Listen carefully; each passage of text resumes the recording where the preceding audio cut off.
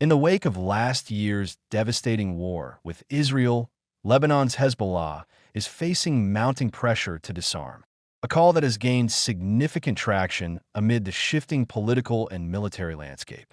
A senior Hezbollah official has been quoted by Reuters as saying that the group is open to talks with Lebanon's newly elected president, Joseph Aoun. But there's a critical condition. Israel must withdraw from 5 key hilltops in southern Lebanon and cease its airstrikes. Hezbollah's willingness to discuss disarmament would hinge on this crucial step, an indication of the group's strategy to leverage national defense concerns in exchange for their weapons. Hezbollah is ready to discuss the matter of its arms if Israel withdraws from the 5 points and halts its aggression against Lebanese. While a ceasefire has been held since November 2024, Israeli airstrikes continue to target the group, and the United States pushes for its disarmament ahead of nuclear talks with Iran, scheduled to begin on April 12, 2025. Hezbollah argues its weapons are vital for Lebanon's defense, but critics say they destabilize the state.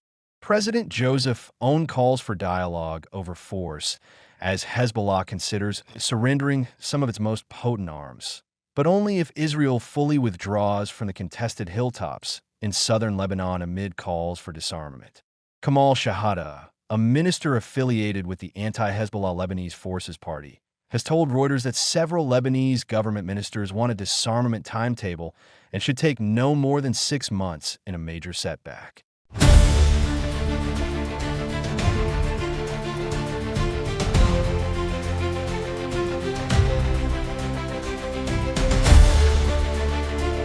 Thousands of handheld pages and hundreds of walkie-talkies explode, murdered simultaneously in 2 separate events across Lebanon and Syria on 17 and the 18th of September 2024. The attack was carried out by Israel, nicknamed as Operation Grim Reaper. Reuters, quoting an unmanned Hezbollah official, reported that the attack took 1,500 Hezbollah fighters out of action due to injuries, according to the Lebanese government. The attack killed 42 people, including 12 civilians, and injured 4,000 civilians, according to a BBC report. Adam, a nurse, was holding a pager issued by Hezbollah, used to alert members during emergencies. What he didn't know was that this pager, designed to keep him safe, had been rigged by Israel with an explosive device when it went off. Adam lost fingers and sight in one eye. The pager started beeping nonstop, and on the screen it said alert. The text appeared to have been sent by the group's leadership to read it. He had to press 2 buttons simultaneously with both hands. Then suddenly, as I was sitting at my desk, the pager exploded. I tried to crawl to the door because I had locked it or I changed my clothes. The blast had opened a hole in the wood desk. I noticed a bees-like object. That's my finger. The blast was part of a broader Israeli strategy to undermine Hezbollah's power and organization, already reeling from a devastating military blow during the last war. Hezbollah's grip on Lebanon is weakening, and the fallout is becoming impossible to ignore. While the group offers limited financial aid to victims $12,000 for rent, it has refused to fund rebuilding efforts, leaving thousands in dire straits. Meanwhile, Hezbollah's longtime backer, Iran, is facing mounting pressure as Lebanon's international allies push for the group to disarm. With Hezbollah's future in jeopardy, the question remains, can the group maintain its military might, or will Lebanon's shifting political landscape force it to disarm? One thing is clear: Hezbollah's struggle is far from over in a significant diplomatic move. Lebanese Prime Minister Nawaf Salam is set to visit Syria next week, aiming to reboot relations between the 2 long-standing neighbors, according to the New Arab report.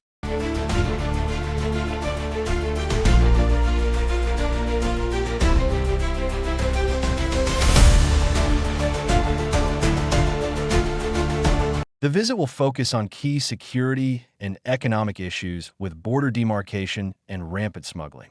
At the top of the agenda, issues that have grown more urgent as tensions flare in recent months. Lebanon, battered by its worst economic crisis since the Civil War, sees cooperation with Syria as crucial for stabilizing border regions, tackling smuggling, and securing vital energy supplies. The two countries will explore joint efforts in energy trade and oil areas with high stakes for both nations. But the stakes are even higher. Lebanon's survival may depend on successfully opening regional trade routes and re-establishing critical supply chains. This renewed engagement comes with international backing, as French President Macron supports efforts to keep the peace along the volatile Lebanon-Syria border as Lebanon grapples with its own political and economic instability. One of the country's most pressing issues is its control over the porous border with Syria.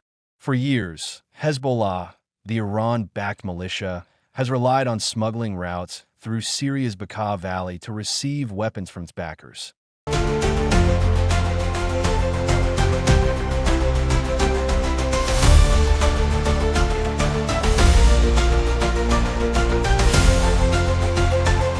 But with the Syrian regime's fall and the shifting power dynamics, the Lebanese state is scrambling to reassert control.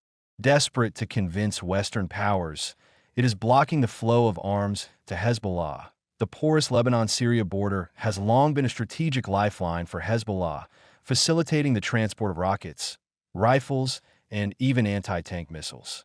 According to the Guardian report, the Lebanese government faces mounting international pressure. IT is cracking down on these smuggling routes, hoping to show its commitment to disarming Hezbollah. The challenge is monumental. Even as Lebanon's army tries to control the border, local militias and smuggling clans continue to operate in the shadows, taking advantage of the weakened state presence. Arms continue to flow in, and Hezbollah remains a potent force. Despite efforts to weaken its supply lines, tensions in southern Lebanon are flaring once again. Two people were killed in an Israeli airstrike on the town of Zipkin on April 6. The Arab News reported the attack, which Israel says targeted Hezbollah operatives allegedly working to rebuild terror infrastructure, comes amid a fragile ceasefire between Israel and Hezbollah.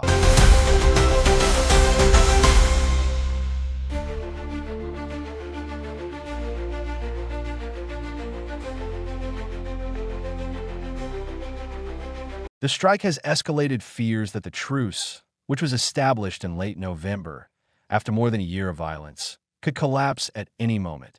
Strike, launched by the Israeli enemy on the town of Zipkin, rose to 2 dead.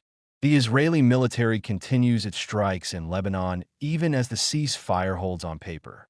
On April 4th, Israeli forces claimed to have killed a Hamas commander along with his son and daughter in a raid on Sidon, a city in southern Lebanon. This follows a pattern of precision airstrikes targeting Hezbollah figures in recent weeks, including a deadly raid in South Beirut that claimed 4 lives, including a woman. Despite the ceasefire agreement where Hezbollah was meant to redeploy north of the Litani River and dismantle military infrastructure, Israel has failed to fully withdraw its forces from 5 strategic positions in southern Lebanon. With these provocations and missed deadlines, the region teeters on the edge of renewed conflict.